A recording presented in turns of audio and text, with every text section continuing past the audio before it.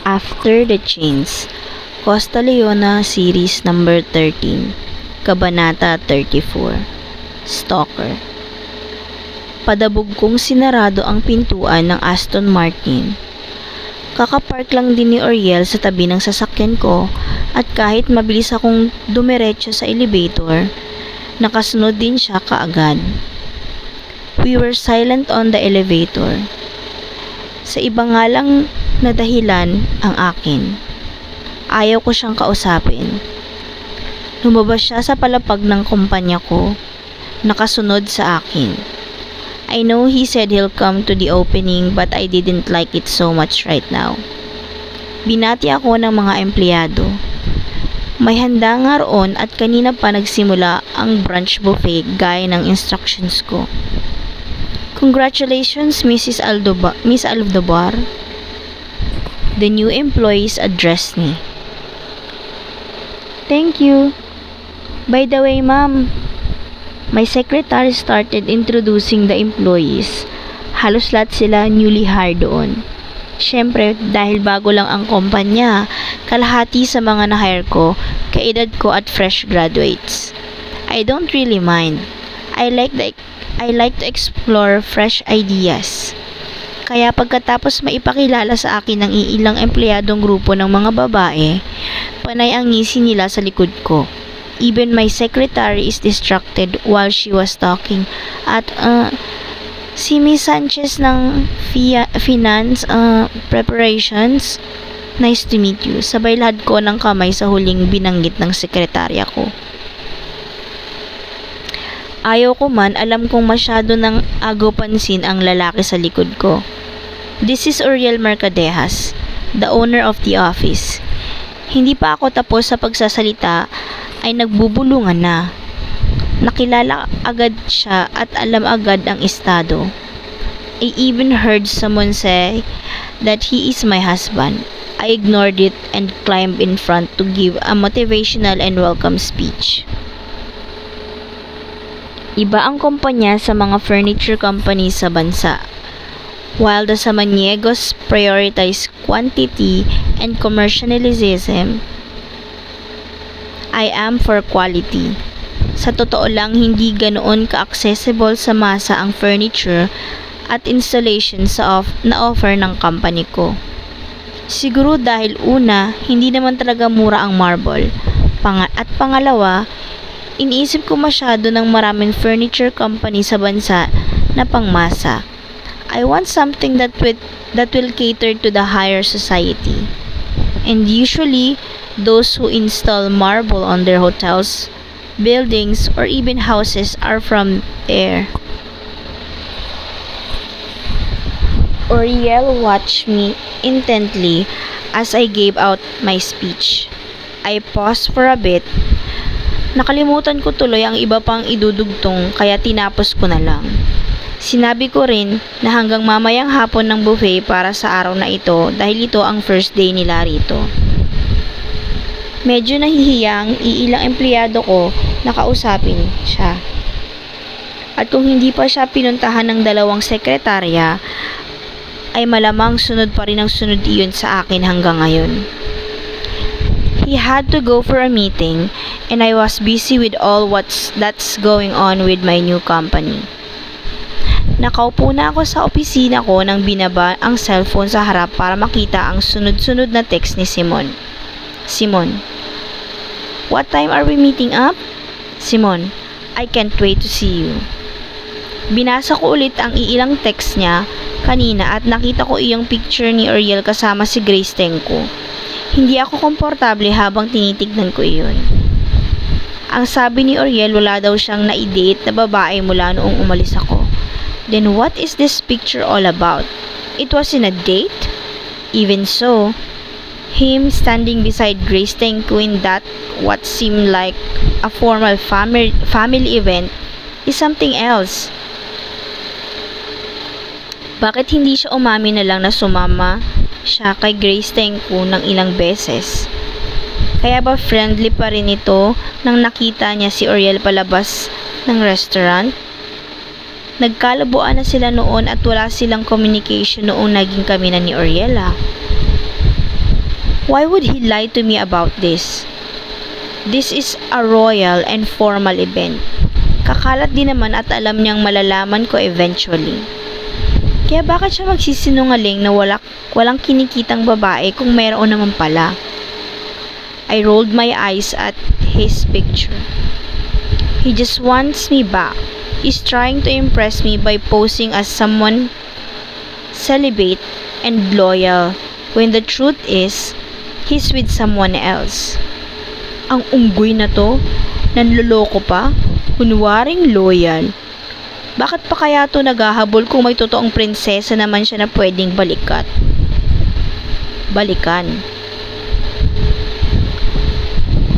I brought shame to his family and name when I turned my back on our wedding. Isn't it fitting if he marries someone else? Someone better than me? Sa tindi ng titig ko sa picture nila, nagiinit ang gilid ng mga mata ko. I thought of him liking someone else and all his attention reserved for someone else. Pakiramdam ko tuloy ibang tao yun. Nakakatakot isipin.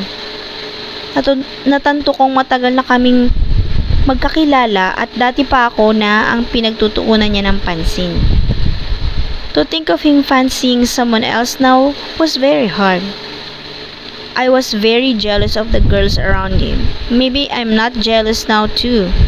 My ego is just hurt because I'm thinking that he can give his attention to another girl. Kahit nasanay naman akong sa akin yun. Iritado sa naiisip, tumayo ako at nagpa siyang umalis na. Hindi pa tapos ang oras sa kumpanya pero hindi ko na kaya. Sitting there in the murk territory was suffocating for me. Nauna na ako sa isang restaurant. Umayos lang ang pakiramdam ko nang nakaalis na roon. Pero mag-isa sa restaurant habang naghihintay kay Simon, lumilipad na naman ang utak ko. Come to think of it, I can't imagine Uriel hugging someone else now. Or heck worse, even kissing. I remember back when I encouraged a contestant to kiss him for fun. Wala akong naramdaman noon. Pero ngayon, pakiramdam ko tatakbo ako at iiwas kung sakaling may mangyaring ganoon. I don't want to hear or see the end of it, so I would rather leave. My emotions will burst if I stay and watch him take care of another woman. Luciana, maligayang sinabi ni Simon. Simon?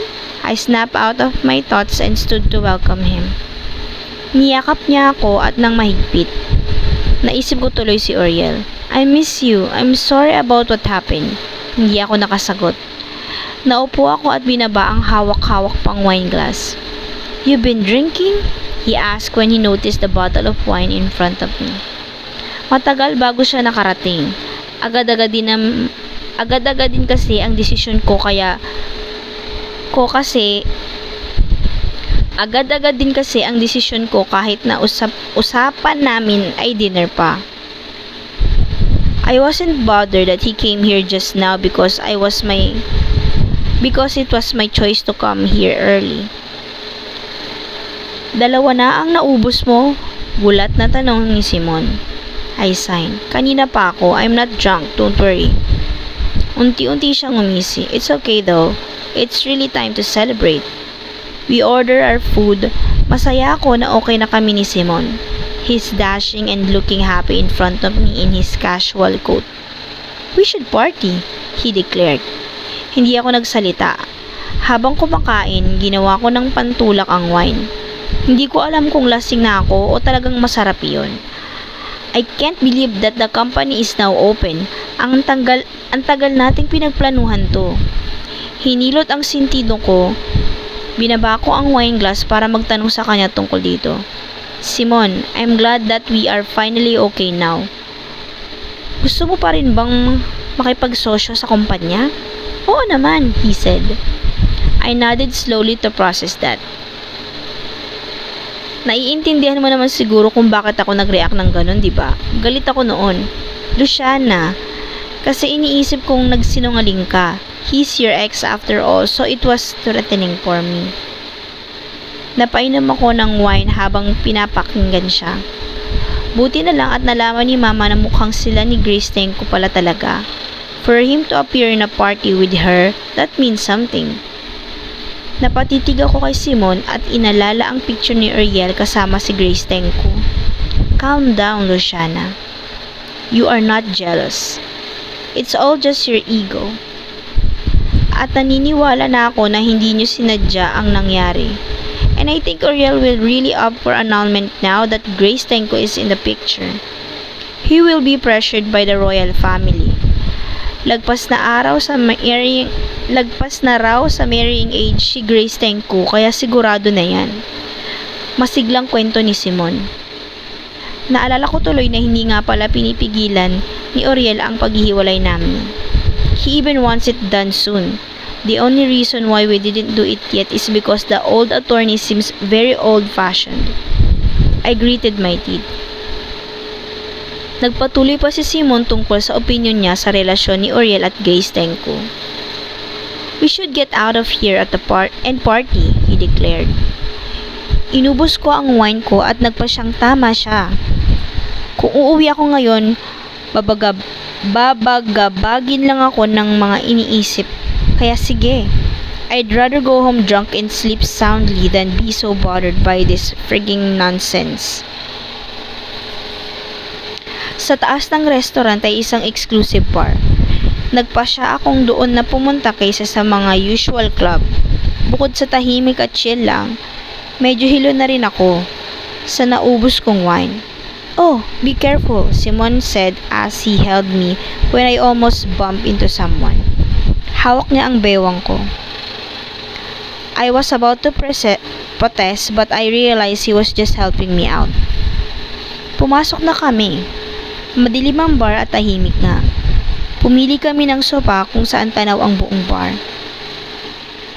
As soon as the waiter put down our drinks, I started drinking. Umusog si Simon sa tabi ko at kahit medyo lasing na, napansin ko pa rin ang pagpalupot ng kamay niya sa baywang ko. I stared at him for a few moments. He smiled at me. I'm sorry about. Natigil siya dahil tinanggal ko ang kamay niya sa baywang ko at bahagyang lumayo. Napawi ang ngiti niya nang nakita iyon at sinubukan ulit akong hawakan. Simon, saway ko. What's wrong? I think you got it all wrong. I'm glad that we're fine now and that you want me to take part of our planned business pero break na tayo. Natawa siya. Oo, break na tayo kasi akala ko niloko niyo ako ni Uriel. Ngayon, I'm fine. And I think he's bound to marry Grace Tenko after your annulment. So we should be back. I closed my eyes a bit. No, we shouldn't. Bakit? Dahil kasal ka pa kay Uriel? Bukod dyan, I realized something that time as well. What do you mean? Iritado niyang tanong. I don't think a romantic relationship will work between us. I realize that I don't like you like that. Huh? Naibaba niya ang inumin niya para harapin ako ng mabuti. What are you talking about, Luciana? I sighed. Alam ko ang pagkakamali ko at gusto kong akuin iyon sa puntong ito. When I left the Philippines, I was so lost. I think the only thing that holds me together is my dream to build my own empire. Sinamahan mo ko sa mga sandaling iyon at naipagkamali ko ang nararamdamang iyon sa ibang bagay. What the hell, Luciana? Are you serious? Simon, I'm sorry. I didn't mean it pero here we are. I want to correct. Are you kidding me? Ano to? O baka naman natanto mo na mas mabuting si Uriel na nga ang pakasalan mo. Kumunot ang noo ko. Sinusubukan kong ayusin ang pagpapaliwanag pero nalilito ako dahil sa sinabi niya. We're processing our annulment, Simon. And like what you said, he's planning to marry Grace Tenko. Then what the hell are you talking about? I'm talking about my feelings towards you and how I can't be your girlfriend anymore. I'm sorry. Kasalanan ko at sana you are fucking breaking up with me? I groaned and sighed. Ilang sandali muna bago ako nagsalita para kalmahin ang sarili. We already broke up that day. Look, Simon, kalmado kong sinabi. Nagpupuyi siya sa galit at kaunting kalabit na lang ay sasabog na. We've been friends for a long time and I'm holding on to that. I wasn't a good friend to him. Dinala ko siya sa kahihiyan at problema sa relasyon namin, kaya pagbibigyan ko siya sa reaksyon niya sa ngayon.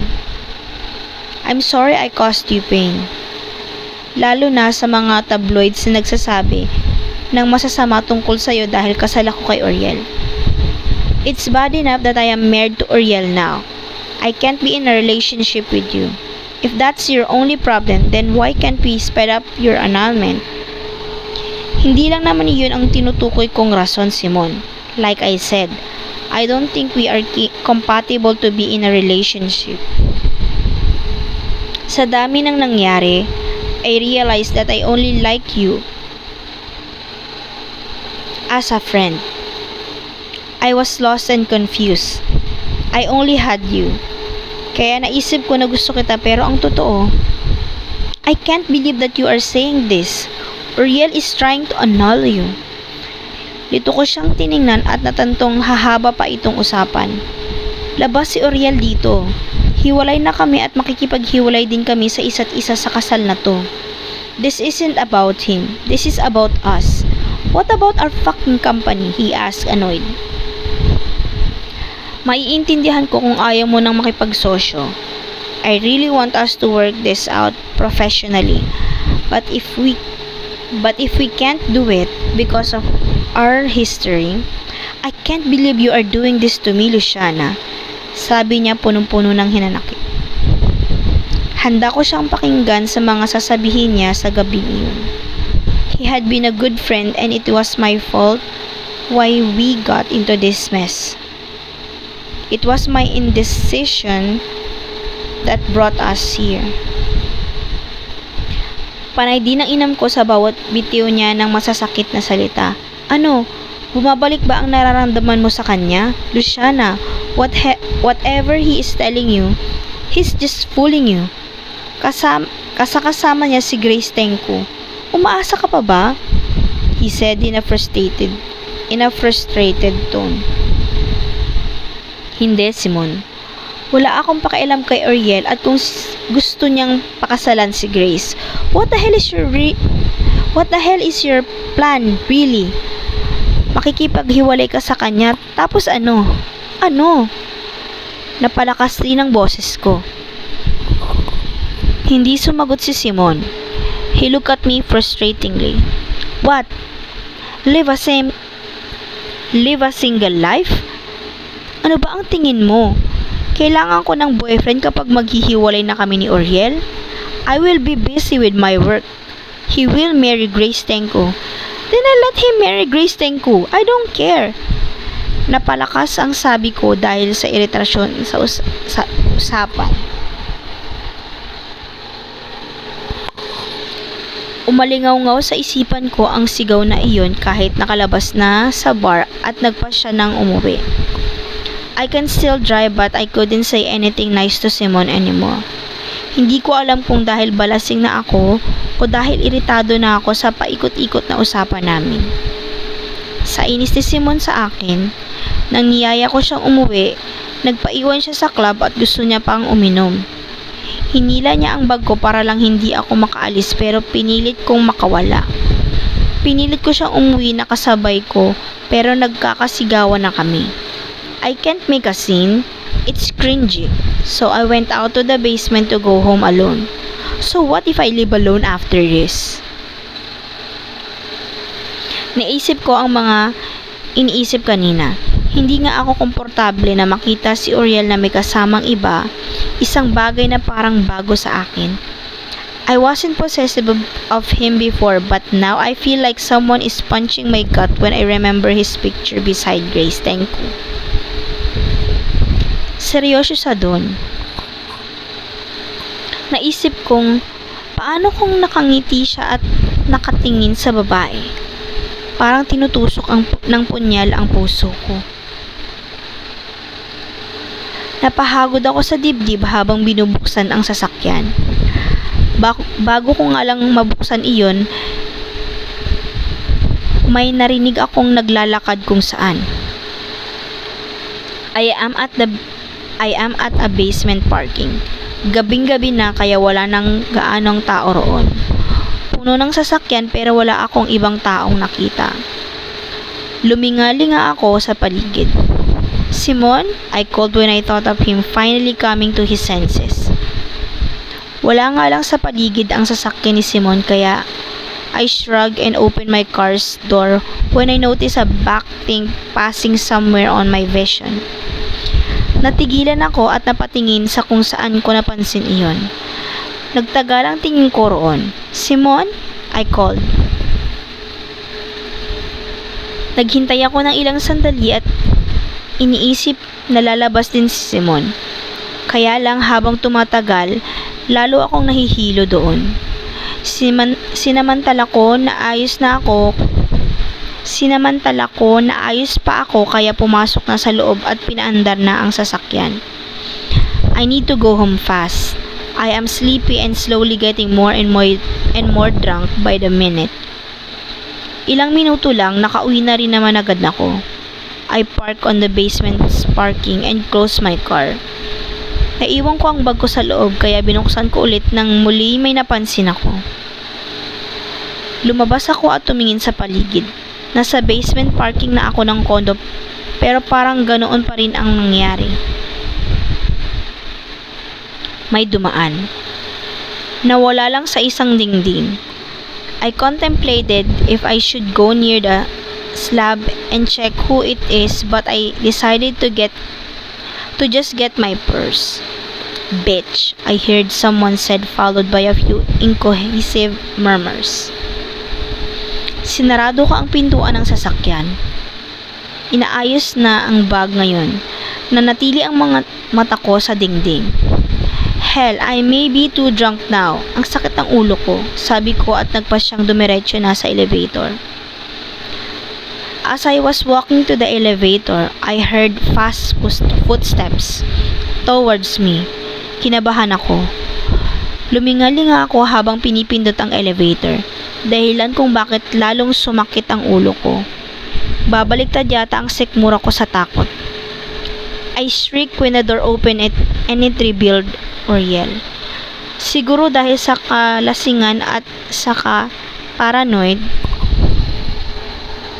hindi ko na napigilan, nagulat siya sa sigaw ko. He immediately went out and grabbed my wrist. Gumapang ang mga mata niya sa paligid. Recovering from the shock, fear, and annoyance at his sudden appearance, binawi ko ang kamay ko. Ano ba? Nilingon niya ako. Kitang-kita ang pag-aalala sa mga mata niya. May problema ba? Bakit takot ka? Iritado, pumasok na ako sa elevator.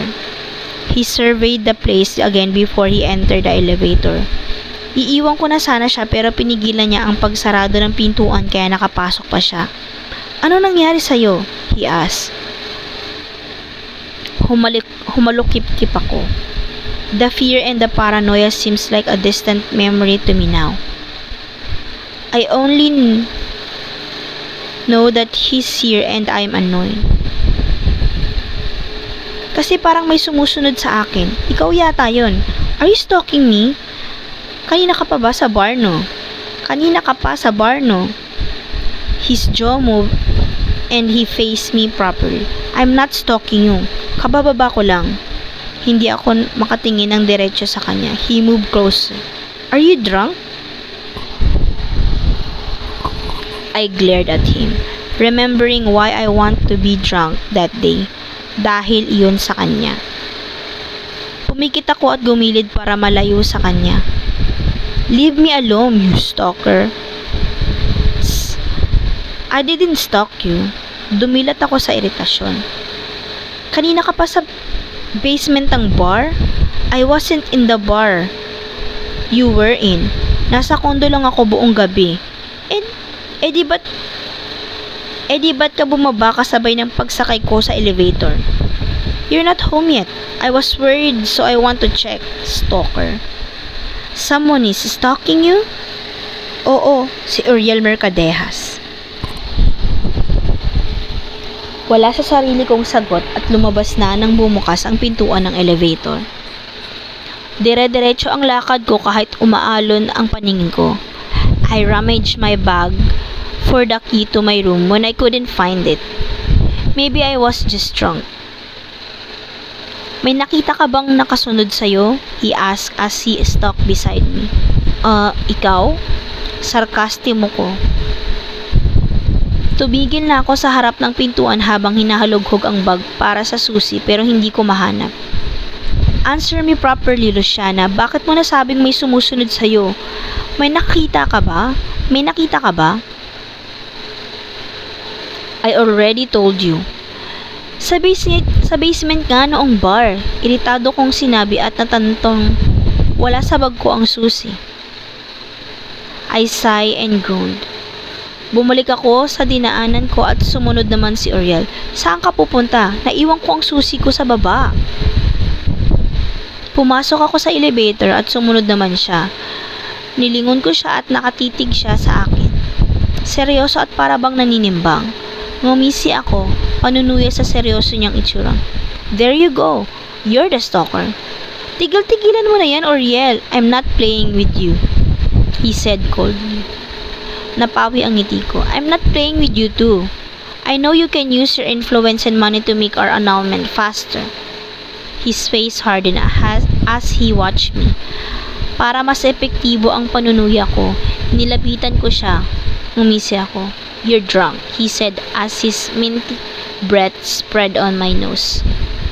I'm not doing the ridiculous sessions anymore.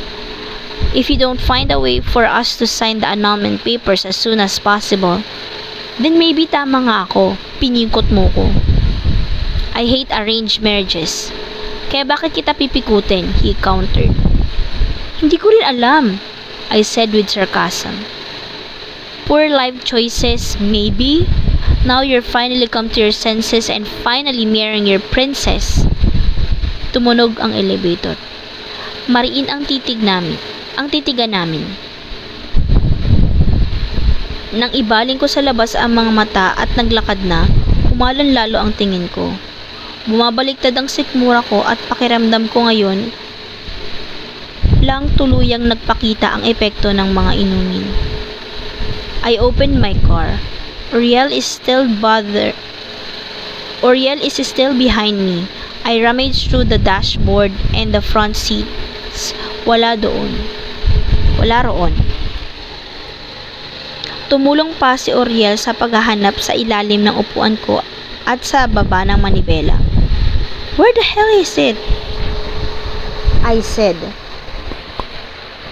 annoyed that I'm in this situation. Talaga ngayon pa